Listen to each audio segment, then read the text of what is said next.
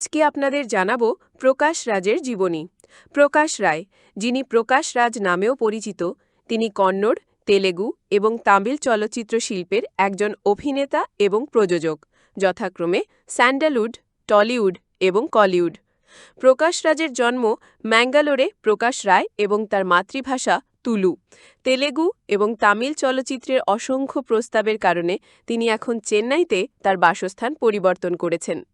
দক্ষিণ ভারতীয় পরিচালক কে বালাচন্দর তাকে তার পদবি রাই থেকে রাজ নাম পরিবর্তন করতে রাজি করান। প্রকাশ রাজ বেঙ্গালুরুর সেন্ট জোসেফস হাই স্কুলে পড়াশোনা করেন। ১৯৮২ সালে তিনি রাষ্ট্রপতির স্কাউট পুরস্কার জিতেছিলেন।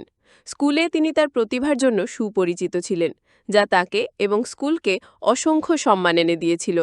তিনি একজন সক্রিয় সদস্য এবং একজন ভালো নেতাও ছিলেন। পরে তিনি বেঙ্গালুরুর ব্রিগেড রোডে অবস্থিত সেন্ট জোসেফস কলেজ অফ কমার্সে যোগদান করেন, যেখানে তিনি অনেক নাটকে অংশগ্রহণ করেন, যার বেশিরভাগই কন্নড় ভাষায় ছিল। তিনি বিতর্কেও ভালো ছিলেন। তিনি কন্নড়, তামিল, মালায়ালাম, তেলেগু এবং হিন্দি ছবিতে অভিনয় করেছেন। কন্নড় ছবিতে তার আসল নাম প্রকাশ রায়।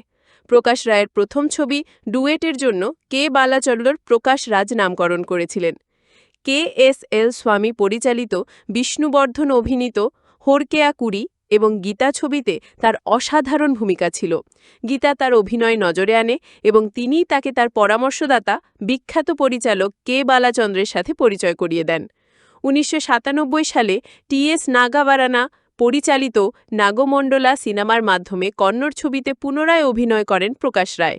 দক্ষিণ ভারতের একজন অত্যন্ত বিখ্যাত অভিনেতা, তিনি তামিল এবং তেলেগু ছবিতে বিভিন্ন ধরনের চরিত্রে অভিনয় করেছেন, বিশেষ করে খলনায়ক হিসেবে এবং সম্প্রতি একজন চরিত্রশিল্পী হিসেবেও। তাকে চলচ্চিত্র জগতের অন্যতম স্বাভাবিক অভিনেতা হিসেবে বিবেচনা করা হয় এবং তার অভিনয় দক্ষতার জন্য তিনি সুনাম অর্জন করেছেন। তিনি ভারতীয় চলচ্চিত্রে সর্বোচ্চ পারিশ্রমিক প্রাপ্ত খলনায়কও। তিনি মণিরত্নমের মঞ্চ অনুষ্ঠান নেত্র ইন্দ্রু নালাইতেও অংশ নিয়েছিলেন। প্রকাশ রায়ের অন্যতম সেরা হিট ছিল তেলুগু ছবি ওক্কারুতে খলনায়কের ভূমিকায় অভিনয় করা। ওক্কারুতে প্রকাশ রাজের অফারে ভরে গিয়েছিল। এই বহুমুখী অভিনেতা পরবর্তীতে বড় বড় তারকাদের সাথে সহ অভিনয় করেছিলেন এবং নতুনদের সাথেও সিনেমায় অভিনয় করেছিলেন। ২০০৭ সালে তার প্রযোজনা মোজি, যেখানে তিনি একটি গুরুত্বপূর্ণ চরিত্রে অভিনয় করেছিলেন, বক্স অফিসে হিট হয়েছিল এবং সমালোচকদের দ্বারা প্রশংসিত হয়েছিল যে তিনি নেতিবাচক চরিত্রের পাশাপাশি কমেডি চরিত্রেও অভিনয় করতে পারেন। তার প্রযোজিত বেশিরভাগ সিনেমাই বক্স অফিসে হিট এবং সমালোচকদের দ্বারাও প্রশংসিত হয়। দর্শকদের কাছে তার সিনেমাগুলি সাধারণত ভালো মানের সিনেমা হিসেবে প্রশংসিত হয় এবং পারিবারিক বিনোদনমূলক হিসেবেও বিবেচিত হয়। এছাড়াও একজন প্রযোজক হিসেবে তার নির্বাচিত সিনেমাগুলিতে সাধারণত স্বাভাবিক গল্প থাকে।